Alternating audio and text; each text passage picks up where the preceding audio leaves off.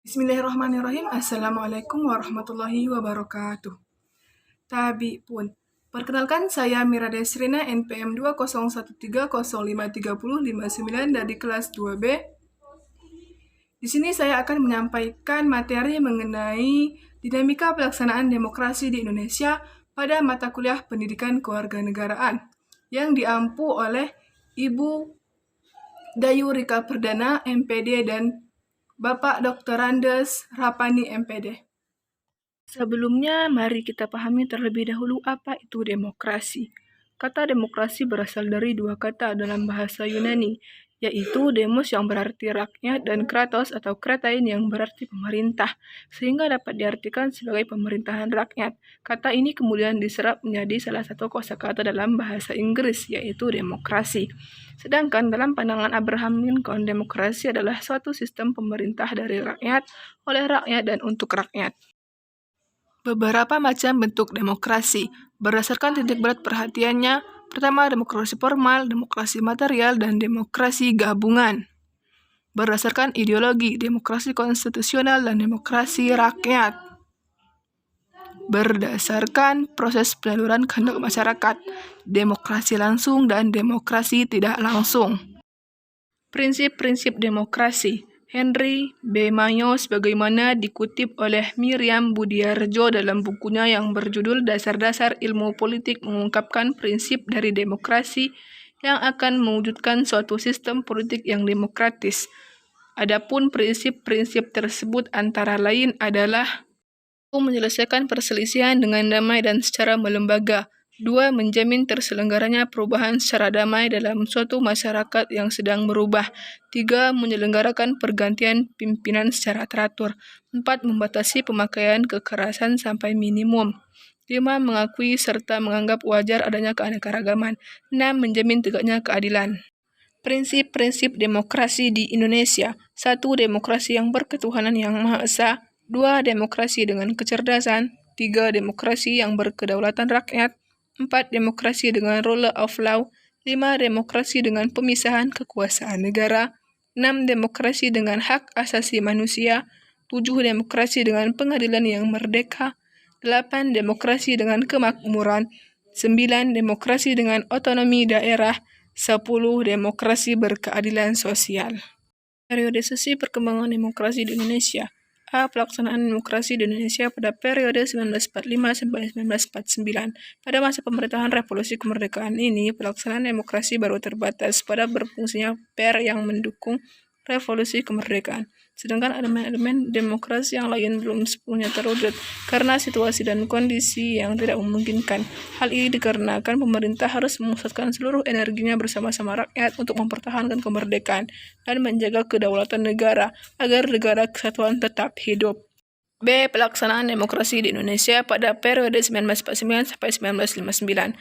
Periode kedua pemerintah negara Indonesia merdeka berlangsung dalam rentan waktu antara tahun 1949 sampai 1959. Pada periode ini terjadi dua kali pergantian Undang-Undang Dasar. Pertama, pergantian Undang-Undang 1945 dengan Konstitusi RIS pada rentan waktu 27 Desember 1949 sampai dengan 17 Agustus 1950. Dalam rentan waktu ini, bentuk negara kita berubah dari kesatuan menjadi serikat. Sistem pemerintah juga berubah dari presidensial menjadi kuasi parlementer. Kedua, pergantian konstitusi RIS dengan Undang-Undang Dasar sementara 1950 pada rentan waktu 17 Agustus 1950 sampai dengan 5 Juli 1959. C. Pelaksanaan demokrasi di Indonesia pada periode 1959 sampai 1965. Presiden Soekarno sebagai kepala negara melihat situasi ini sangat membahayakan bila terus dibiarkan. Oleh karena itu, untuk mengeluarkan bangsa ini dari persoalan yang teramat pelik ini, Presiden Soekarno mengeluarkan suatu dekret pada tanggal 5 Juli 1959 yang selanjutnya dikenal dengan sebutan Dekret Presiden 5 Juli 1945. Dalam dekret tersebut, Presiden menyatakan membubarkan Dewan Konstituante dan kembali pada Undang-Undang Dasar 1945. Dekret Presiden tersebut mengakhiri era demokrasi parlementer yang kemudian membawa dampak yang sangat besar dalam kehidupan politik nasional. Pelaksanaan demokrasi di Indonesia pada periode 1965 sampai 1998.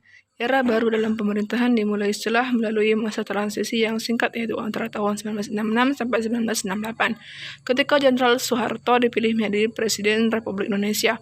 Era yang kemudian dikenal sebagai Orde Baru dengan konsep demokrasi Pancasila. Visi utama pemerintah Orde Baru ini adalah untuk melaksanakan Pancasila dan Undang-Undang 1945 secara murni dan konsekuen dalam setiap aspek kehidupan masyarakat Indonesia. Dengan divisi tersebut, Orde Baru memberikan secercah harapan bagi rakyat Indonesia, terutama yang berkaitan dengan perubahan-perubahan politik dari yang bersifat otoriter pada masa demokrasi terpimpin di bawah Presiden Soekarno menjadi lebih demokratis. Pelaksanaan demokrasi di Indonesia pada periode 1998 sampai dengan sekarang. Penyimpangan-penyimpangan yang terjadi pada masa pemerintahan Orde Baru pada akhirnya membawa Indonesia pada krisis multidimensi yang diawali dengan badai krisis moneter yang tidak kunjung reda. Krisis moneter tersebut membawa akibat pada terjadinya krisis politik, di mana tingkat kepercayaan rakyat terhadap pemerintah begitu kecil. Dari dunia internasional terutama Amerika Serikat secara terbuka meminta Presiden Soeharto mundur dari jabatannya sebagai presiden. Dari dalam negeri timbul gerakan massa yang dimotori oleh mahasiswa turun ke jalan menuntut Presiden Soeharto lengser dari jabatannya. Akhirnya pada hari Kamis tanggal 21 Mei 1998, Presiden Soeharto bertempat di Istana Merdeka Jakarta menyatakan berhenti sebagai presiden dan dengan menggunakan pasal 8 Undang-Undang Dasar 1945. Presiden Soeharto segera mengatur agar Wakil Presiden Habibie disumpah sebagai penggantinya di hadapan Mahkamah Agung karena DPR tidak dapat berfungsi karena gedungnya diambil alih oleh mahasiswa. Karakteristik menonjol dari era reformasi adalah demokrasi Pancasila. Warga negara bertugas mengawasi demokrasi agar bisa terpakai dalam segala aspek kehidupan. Ciri demokrasi di era reformasi yaitu adanya pemilu yang lebih demokratis, terjadinya pergantian atau perputaran kekuasaan dari pemerintah pusat maupun daerah. Hak-hak warga negara terlindungi dan terjamin, dan sebagian besar hak asasi rakyat dapat terjamin seperti kebebasan dalam menyatakan opini, kebebasan pers, dan lain-lain. Purnamawati 2020. Kesimpulannya adalah demokrasi di Indonesia berkembang selaras dengan pergejolakan politik yang terjadi pasca kemerdekaan. Perubahan pola demokrasi terjadi mulai dari demokrasi terpimpin, parlementer, sampai pada era reformasi. Namun pada dasarnya peran pemerintah dalam melaksanakan demokrasi masih sangat lebih baik, sebab dalam Undang-Undang 1945 serta perubahannya masih terlihat kekuasaan pemerintahan lebih banyak dibanding kekuasaan lainnya. Irawan 2016.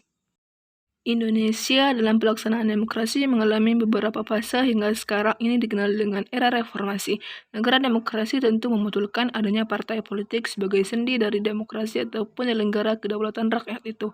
Hal demikian pada dasarnya pada penyelenggaraan demokrasi secara langsung atau dilakukan melalui pemilu dalam rangka menjabati posisi kepemimpinan suatu negara. Yang adanya partai politik sebagai anggota pemilu. Partai politik pada dasarnya mempunyai posisi dan peran yang terpusat dan penting dalam tiap sistem demokrasi, sebab melibatkan peran yang penting sebagai penyalur antara pemerintah negara dengan rakyatnya. Terima kasih, mohon maaf bila terdapat banyak kekurangan. Wabillahi taufik wal hidayah. Wassalamualaikum warahmatullahi wabarakatuh.